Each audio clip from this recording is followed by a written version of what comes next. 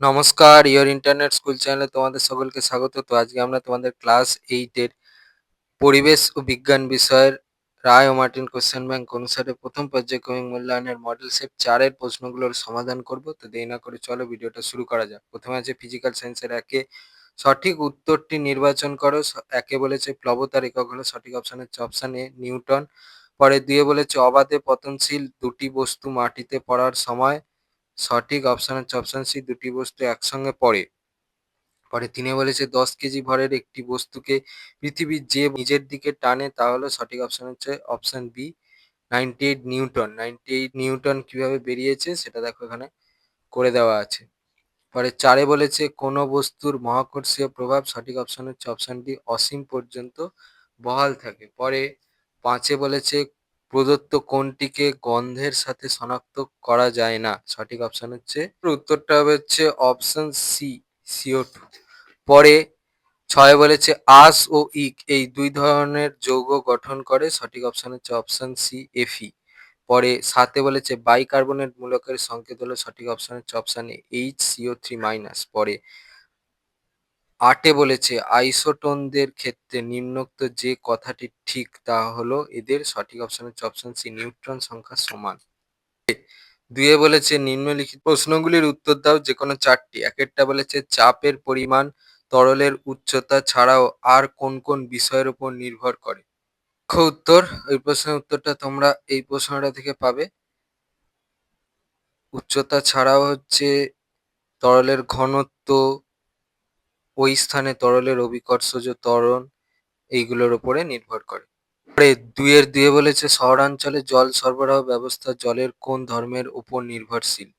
উত্তর উত্তরটা হবে হচ্ছে তরলের সমোচ্চশীলতার ধর্ম। পরে 2 এর 3 এ বলেছে কোনো বস্তুকে ভূপৃষ্ঠ থেকে 11.2 কিমি/সেকেন্ড বেগে ছুড়লে কি হবে। উত্তর। পরে 2 এর 4 এ বলেছে তাপ ও তড়িতের সুপরিবাহী দুটি অধাতুর নাম লেখো। উত্তর। পরে 2 এর 5 এ বলেছে Cl- আয়নে ইলেকট্রনের সংখ্যা কত। উত্তর। পরে 2 এর 6 এ বলেছে SI তে মহাকর্ষীয় ধ্রুবকের মান কত। উত্তর। পরে 3 এ বলেছে নিম্নলিখিত প্রশ্নগুলির সংক্ষিপ্ত উত্তর দাও যেকোনো 4টি। একেরটা বলেছে কোনো তরলের ডোবানো কোনো বস্তুর ওপর ওই তরলটি কত ঊর্ধ্বমুখী বল অর্থাৎ প্লবতা প্রয়োগ করবে তা কোন কোন বিষয়ের উপর নির্ভর করে। উত্তর এই প্রশ্নের জন্য এই প্রশ্নের উত্তরটা লিখলে হবে এখান থেকে এই পর্যন্ত লিখবে। পরে 3 এর 2 এ বলেছে অবাধে পতনশীল বস্তুর সূত্রগুলি লেখো। উত্তর এই প্রশ্নের জন্য এই প্রশ্নের উত্তরটা থেকে তোমরা পাবে এখান থেকে এই পর্যন্ত লিখবে। পরে 3 এর 3 এ বলেছে 11Na23 পরমাণুতে নিউট্রন সংখ্যা কত। নিউট্রন সংখ্যা হচ্ছে 12।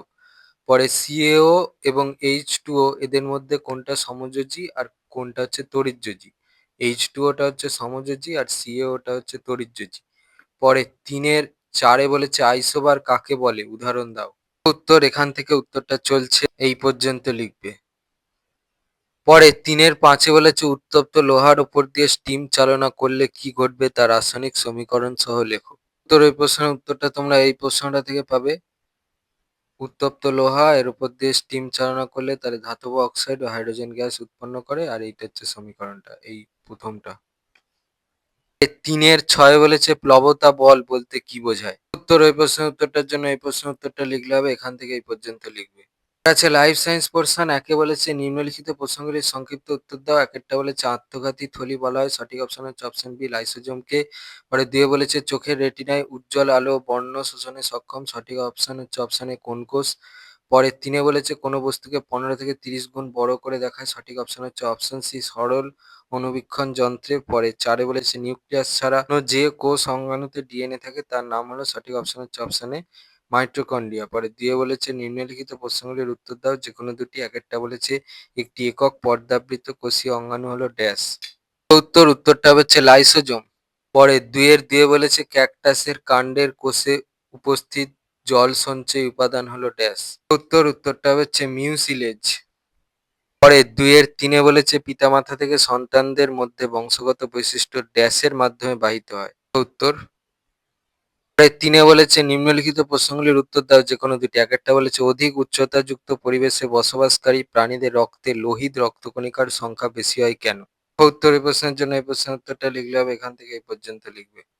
৩ এর ২ এ বলেছে আবরণী কলা কাকে বলে? এর একটি কাজ লেখো। বলে দেখো, যে কলা বলে প্রাণীদেহের বাইরের ত্বককে ঢেকে রাখে, অভ্যন্তরীণ বিভিন্ন অঙ্গের আবরণ হিসাবে থাকে, তাকে বলা হচ্ছে আবরণী কলা। আর কাজটা দেখা দেখো উত্তর, এখান থেকে উত্তরটা চলছে, এই পর্যন্ত লিখবে। এবার যেহেতু তোমাদের এখানে একটা কাজ বলেছে, তাহলে তোমাদের এই ৩ টে যেটা দেখালাম এখান থেকে তোমাদের নিজেদের পছন্দ মতো যেকোনো একটা লিখে দিও। ৩ এর ৩ এ বলেছে এন্ডোপ্লাজমীয় জালিকার ২টি কাজ লেখো। এই প্রশ্নের উত্তরটা তোমরা এই প্রশ্নের উত্তরটা থেকে পাবে। এখানে অনেক কাজ দেয়া আছে, এখান থেকে তোমাদের নিজেদের পছন্দ মতো যেকোনো ২ টো কাজ লিখে দিও। তোমাদের ক্লাস 8 এর পরিবেশ ও বিজ্ঞান বিষয়ে রায় ও মার্টিন কোশ্চেন ব্যাংক অনুসারে প্রথম পর্যায়ক্রমিক মূল্যায়নের মডেল সেট ৪ এর প্রশ্নগুলোর সমাধান। তো তোমাদের যদি এই ভিডিওটা ভালো লেগে থাকে তাহলে ভিডিওটাকে অবশ্যই লাইক করে দাও এবং আমাদের চ্যানেলটাকে অবশ্যই সাবস্ক্রাইব করে দাও। এই ধরনের ভিডিও নোটিফিকেশন জলদি পেতে হলে আমাদের চ্যানেলটাকে সাবস্ক্রাইব করার পাশাপাশি পাশে থাকা বেল আইকনে গিয়ে অবশ্যই ক্লিক করে দাও, যাতে করে ভিডিও আপলোড হওয়ার সাথে সাথেই তোমরা তার নোটিফিকেশন পেয়ে যাও। আর দেখবে ভিডিও ডেসক্রিপশনে আমাদের টেলিগ্রাম এবং হোয়াটসঅ্যাপ গ্রুপের লিঙ্ক দেওয়া আছে, সেখানে তোমরা জলদি জয়েন করে যাও। তো আজকের মতো ভিডিওটা এই পর্যন্তই, দেখা হচ্ছে পরবর্তী ভিডিওতে।